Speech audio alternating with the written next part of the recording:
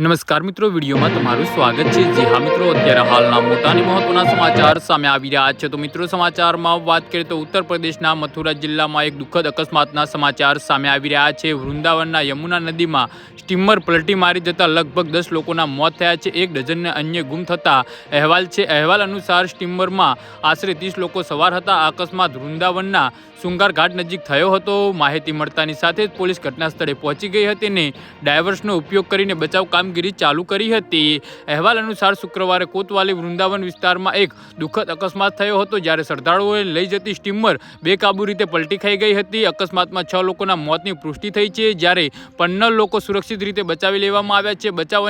બચાવ ટીમો અન્ય ઘણા લોકોની શોધખોળ ચાલુ રાખી છે।